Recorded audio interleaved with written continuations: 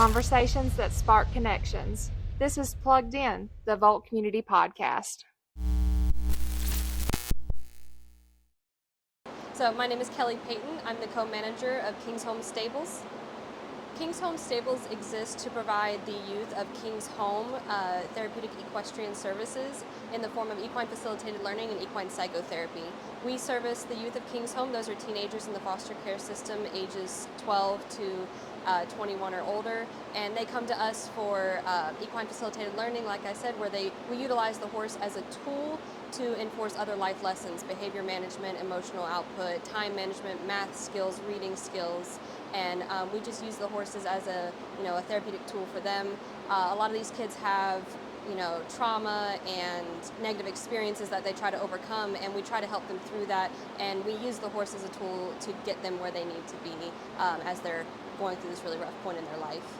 When we are teaching a lesson, we're using the horse, and they might be struggling with whatever we're trying to get to, but then they have that, oh wait, I get it, and they have that moment where they can progress in a significant amount, and they can see how what we're teaching can be utilized in their own life. One of my favorites was, we had a youth who was not interested in grooming, but he wanted to learn how to braid. So we taught him how to braid the horse's mane. And I asked him, I said, why are you so interested in learning to braid? That's not normal for somebody your age to want to learn how to braid. And he said, well, when I get to go home, I want to be able to braid my little sister's hair. And so it's those little moments like that that just make all the effort and all the work and labor completely worth it. I came in during COVID. King's Stables had shut down during COVID, like a lot of other facilities, and when they reopened, they were looking for some new staff. And I was already involved in equestrian therapy in a different facet, and I was interested in the type of equine therapy that they do here. So I came in with my coworker. We came in as co-managers and basically restarted the program from the ground up. In the time we've been here, which has been 5 years now, we've gotten a new barn, new hay barn, new covered arena, a whole new herd of horses, new clients, new volunteers, and we've just hit the ground running and never stopped. Every single one of these horses are just incredible animals. We're really picky about the horses we bring in here because of the clientele that we work with and the diversity of needs.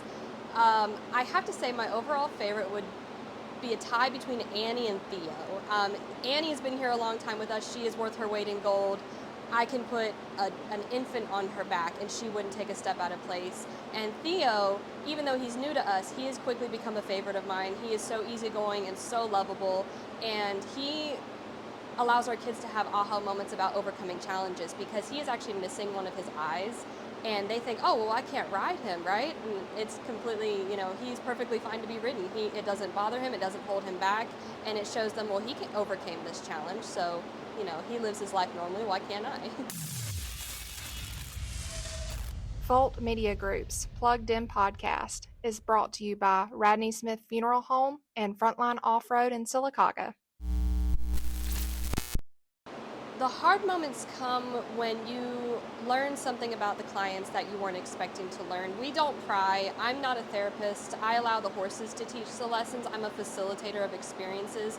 But when one of our clients, either our kids or our adults, offer up information about their past that can sometimes be really jarring to me, those are the moments where I have to allow myself to have the empathy for them, but not take it on as secondhand trauma for myself, and use what they've told me to, better help them and better provide services for them. But those moments can be really, really jarring, and you're not quite sure sometimes how to progress from there, but a lot of times you have to go back and just process it post-situation.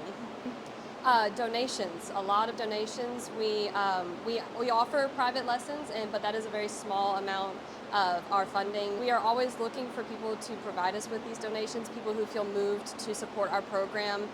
We are not a cheap program. It takes a lot of time and effort and money to take care of these horses, and we want to provide the best experience for our kids and our clients. The event itself, it's one that we're hoping grows every year, because the more that we can get people's attention and people's engagement and the public's engagement into our program, the more people are going to want to support us. The event itself, like I said, is going to grow every year. Last year we started with a parade. This year we've expanded to a parade and a festival. And by having this really fun community event that brings people together, we can very easily spread information about our program and get more volunteers, more people supporting us monetarily if they want to donate to us, donate their time.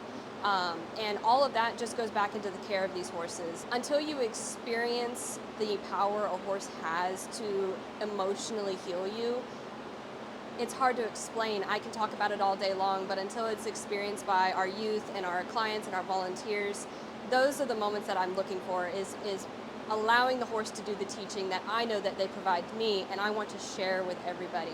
Spread the word about what we do, because we're a small program and we don't have a lot of reach yet, but I'm really wanting that community to come in and see what we do. And we always welcome tours. We welcome people to come in and see us and meet the horses and love on them and just experience what we emphasize and what we are trying to push for our clients and our youth.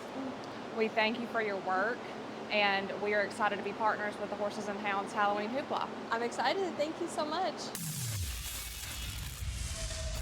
Volt Media Group's Plugged In podcast is brought to you by Radney Smith Funeral Home and Frontline Off-Road in Sylacauga.